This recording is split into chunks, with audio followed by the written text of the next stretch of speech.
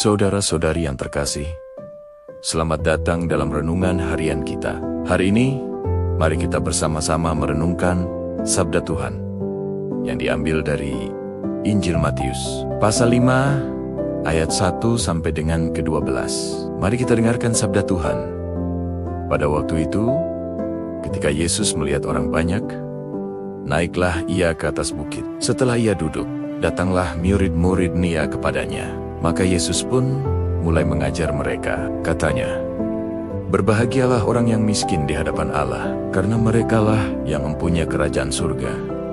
Berbahagialah orang yang berduka cita, karena mereka akan dihibur. Berbahagialah orang yang lemah lembut, karena mereka akan memiliki bumi. Berbahagialah orang yang lapar dan haus akan kebenaran, karena mereka akan dipuaskan. Berbahagialah orang yang murah hatinya, karena mereka akan beroleh kemurahan. Berbahagialah orang yang suci hatinya, karena mereka akan melihat Allah.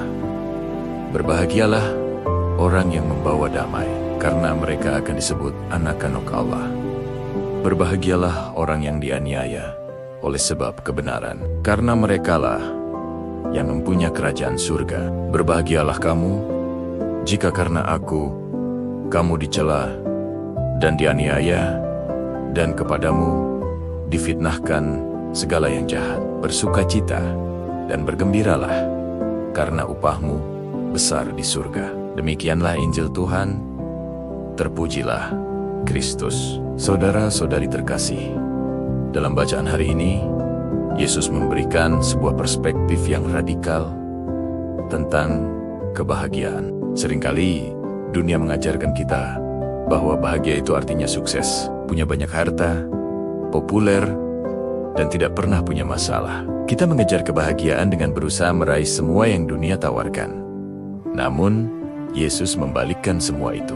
Ia justru menyebut berbahagia mereka yang miskin di hadapan Allah, yang berduka cita, yang lemah lembut, yang lapar akan kebenaran. Yesus melihat ke dalam hati kita, ke dalam perjuangan kita, ketika kita merasa kecil, tidak berdaya, atau bahkan menangis karena ketidakadilan. Yesus tidak berkata, "Kamu lemah." Sebaliknya, Ia berkata, "Kamu berbahagia, karena kerajaan surga adalah milikmu." Pesan ini sangat relevan dalam kehidupan kita. Mungkin ada saat di mana kita merasa lelah, kecewa, atau bahkan terluka karena mempertahankan prinsip yang benar. Mungkin kita memilih untuk mengalah demi menjaga kedamaian, atau tetap berbuat baik meski tidak ada yang menghargai.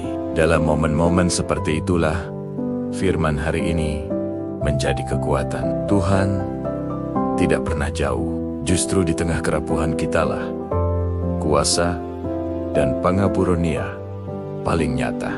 Renungan hari ini mengajak kita untuk bertanya pada diri sendiri, kebahagiaan versi siapa yang sedang kita kejar?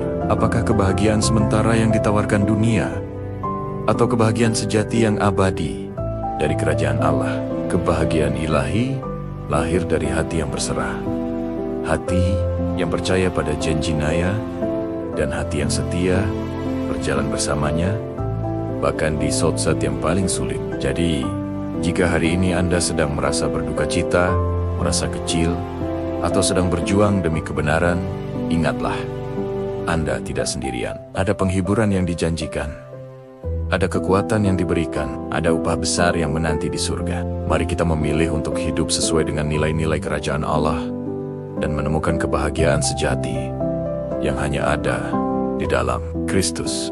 Amin. Terima kasih sudah mengikuti renungan hari ini. Jika Anda merasa diberkati, jangan lupa untuk menekan tombol like, subscribe, dan bagikan video ini agar semakin banyak orang yang dikuatkan oleh firman Tuhan. Sampai jumpa di renungan selanjutnya. Tuhan memberkati.